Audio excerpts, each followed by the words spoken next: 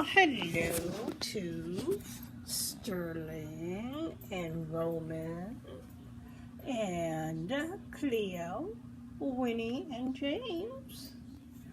There are your Christmas stockings.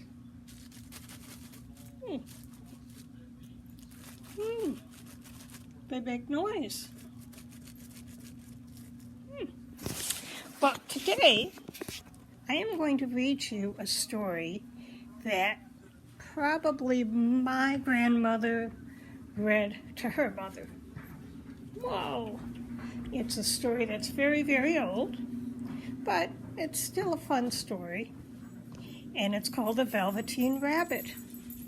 But first, we're going to quickly go over our words. I know you're going to see some of these words in the story. Well, we may not see happy. Well, we probably will see happy. And birthday and A-N-D were W-E-R-E. No. Dad, D-A-D. The, T-H-E. Not, N-O-T. I and Y-O-U. Me, M-E. She, S-H-E. R-A-R-E. Was, W-A-S. It, I-T. Mom, M-O-M. Yes, Y-E-S. Is, I-S. Dog, D-O-G. And he. Okay, so our story is The Velveteen Rabbit. There's a picture of him. There's not a whole lot of pictures in this book. Lots of words. So, it's The Velveteen Rabbit, or How Toys Become Real.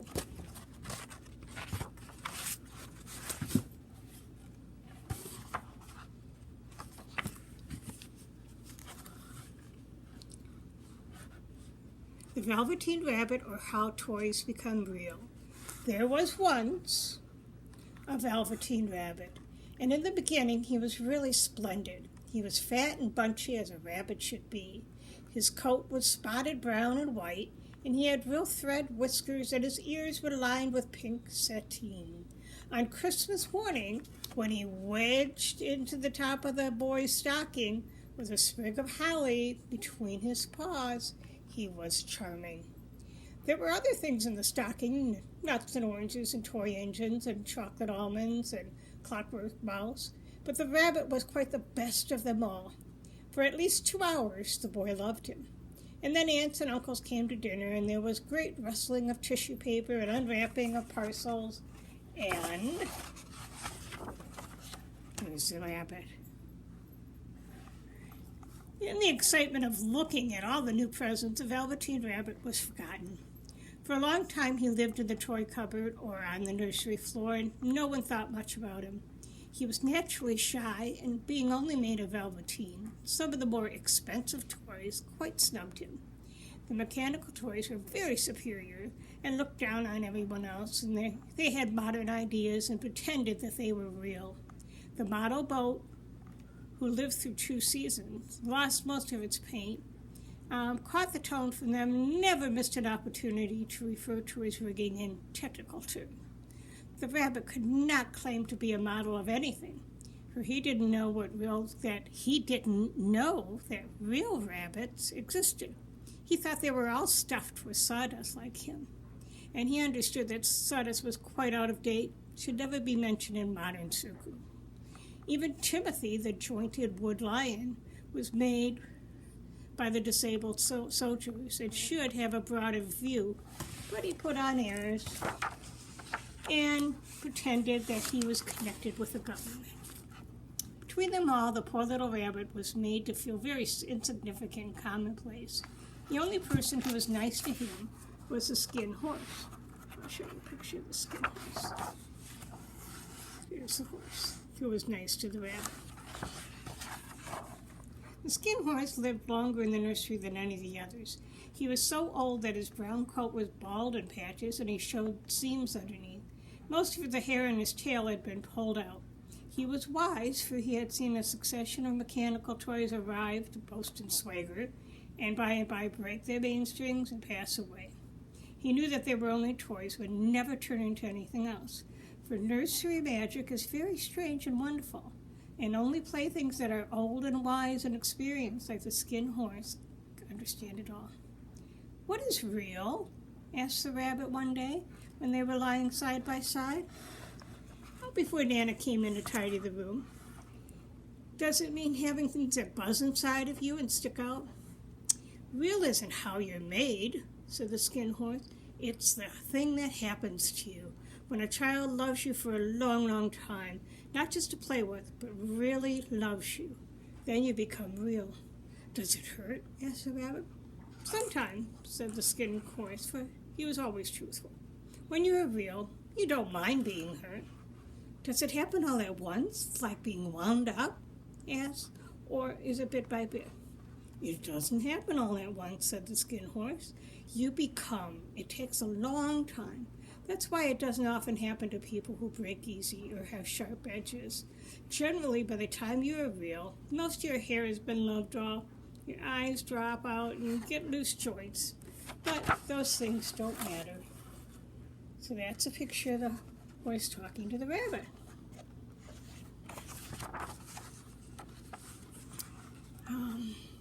Once you are real, you can't be ugly, except to the people who don't understand about you being real. "I suppose you are real?" asked the rabbit, and then he wished he hadn't said that because he thought the skin horse might be sensitive, but the skin horse smiled. "The boy's uncle made me real," he said. "That was a great many years ago, but once you're real, you can't become unreal again. It lasts forever." The rabbit sighed and thought it would be a long time before the magic called real happened to him. He longed to become real, to know what it felt like, and yet the idea of growing shabby and losing eyes and whiskers was very sad. He wished he could become it without being uncomfortable. There was a person named Nana who ruled the nursery. Sometimes she took no notice of the playthings lying about, and for some reason, she sometimes would swoop everything up and put them in the cupboard and called it tidying up. Rabbit didn't mind so much, for whatever he was thrown, he came down softly. One evening when the boy was going to bed, he couldn't find the china dog he always slept with, so Nana couldn't hunt for the dog, so she simply handed him the rabbit. "Here," she said, "take the buddy." And she dragged the rabbit by the ear and put him in the boy's arms. That night, and for many nights after, the Velveteen Rabbit slept in the boy's bed.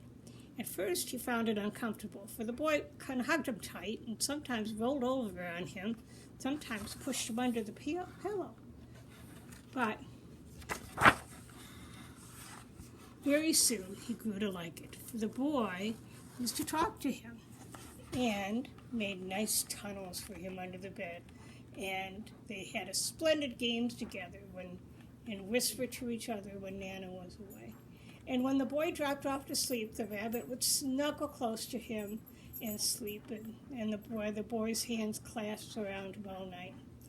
So that went on and on, and the little rabbit was very happy. And soon he was shabbier, his pink rubbed off his nose because the boy kept kissing him on the nose. Spring came and they had long days in the garden. Once, when the boy was called away suddenly to go to tea, the rabbit was left on the lawn for a long time, and Nana had to come look for him because the boy couldn't go to sleep without him. "You must have your bunny," she said. "Fancy all that fuss for a toy." But the boy sat up in bed and stretched out his hand and said, "Give me my bunny. You mustn't say he's a toy. He is real." When the little rabbit heard that, he was so happy. That night, he was almost too happy to sleep, So much love stirred in his little sawdust heart, it almost burst. That was a wonderful summer. Near the house, they lived by a woods, and the boy liked to go there. He took the Velveteen Rabbit with him, and before he wanted to pick up flowers, he always made the rabbit a little nest, and he left the rabbit there to be really comfortable outside. One evening, there's the little rabbit in his nest where he's left outside. But look what happens. One evening, some real rabbits come to talk to him. They were rabbits like himself, but they were furry and brand new. Well, they must have been well made, for their seams didn't show at all. And their shape was kind of weird. Their feet patted softly on the ground, and they twitched their noses. Rabbit stared hard to see what was inside them, but he couldn't. They stared at him, and the little rabbit stared back. "Why don't you get up and play with us?" they asked. "I don't feel like it," said the rabbit, for he didn't want to explain that he had no clockwork. "Oh," said the furry rabbit, "it's as easy as anything," and he gave a big hop sideways. "I don't believe you can," he said. "I can," said the rabbit. "I can jump higher than anything." And he meant when the boy threw him, of course, but he didn't want to say that. "Can you hop on your hind legs?" said the furry rabbit. That was a dreadful question, for the Velveteen Rabbit had no hind legs. The back of him was all one piece like a pincushion. He sat and hoped that the other rabbits wouldn't notice. But the wild rabbits had a sharp eye, and they looked out, and he said, "He doesn't have any hind legs. Fancy a rabbit without legs." "I have," said the little rabbit. "I have hind legs. I'm just sitting on them." "Then stretch them out and show me," said the wild rabbit. "I don't like that. I don't like dancing. I'd rather just sit still." But all the while he was longing to dance. The strange rabbit stopped dancing and came so close, and wrinkled his nose and said, "He doesn't smell right. He isn't a rabbit at all. He isn't real." "I am real," said the little rabbit. "I am real. The boy said so." Just then a sound of footsteps, and the boy ran near them. Oh, and the strange rabbits disappeared. Come back and play," said the rabbit. "Oh, do come back. I am real." There was no answer, and the Velveteen Rabbit was all alone. "Oh dear," he thought, "why did they run away? Why couldn't they stop and talk to me?" For a long time he lay still, hoping that they would come back, but they didn't return. And soon the boy came and carried him home. Weeks passed, and the little rabbit grew old and shabby, but the boy loved him just as much. He loved him so hard that he loved off all his whiskers, and all the pink lining of his ears turned gray. He even began to lose shape, and he scarcely even looked like a rabbit anymore. But to the boy, he was always beautiful. Then one day the boy was ill.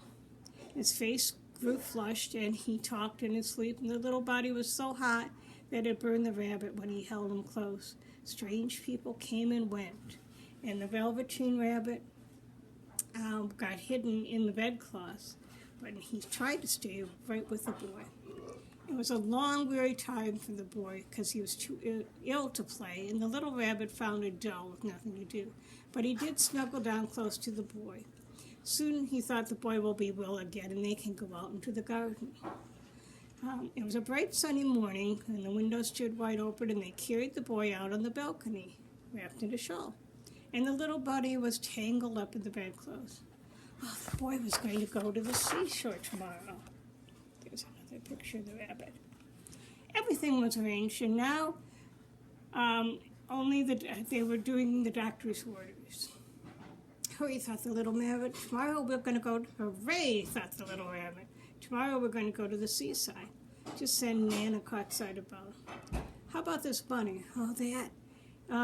It has a lot of scarlet fever germs, so it's got to be taken with all the toys and thrown away. Oh, no.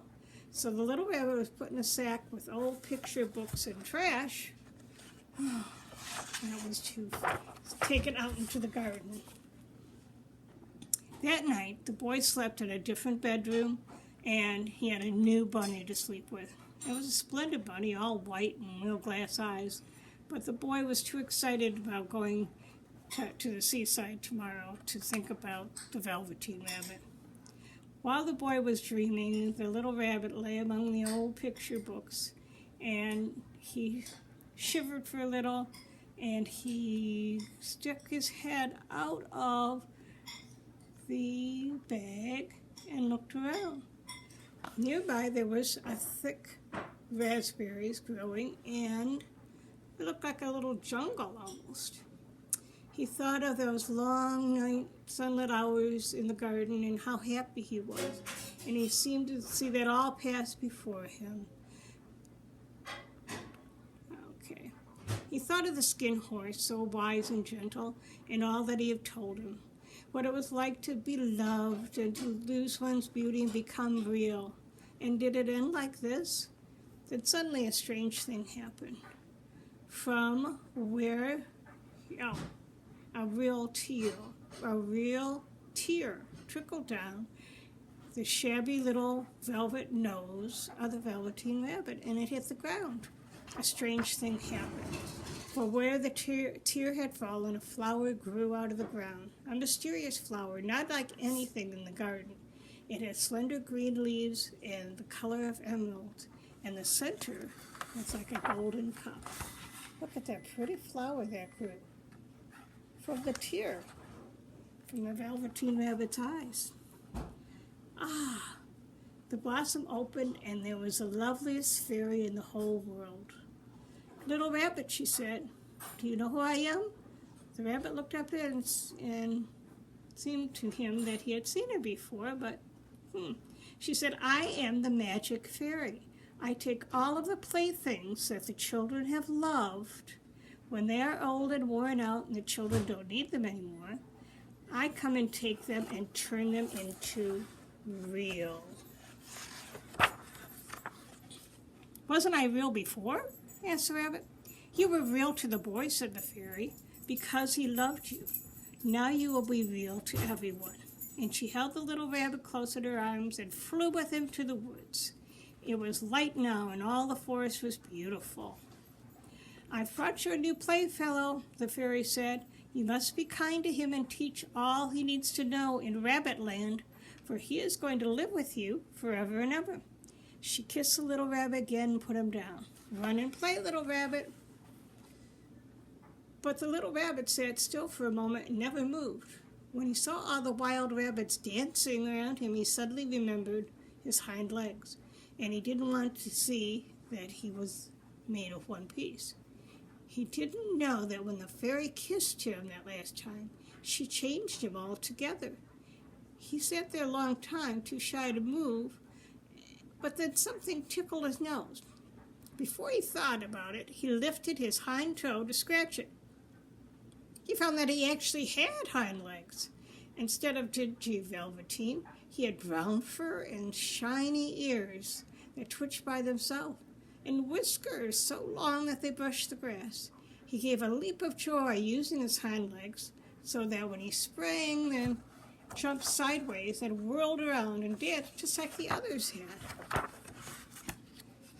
So what happened is, when the fairy took him out into the woods and gave him a kiss, he became a real rabbit.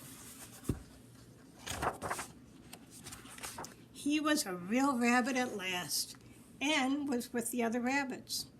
Autumn passed and winter and spring, and when the days grew warm and sunny, the boy went out to play in the woods behind the house. And while he was playing, 2 rabbits crept out from the bracken and peeked at him. One of them was brown all over, but the other had strange markings under his fur. Although long ago he had been spotted, and the spots still showed. And about this little soft nose and his round black eyes, there was something so familiar to the boy. Why, he looks just like my old bunny that was lost when I had scarlet fever. But he never knew that it really was his own bunny that had come back to look at the child who had first helped him to be real. So that's the story about how the Velveteen Rabbit became a real rabbit. So that was a long story today, but I hope you enjoyed it, and I hope you're having a great day, and love all of you. We'll see you soon. Bye-bye.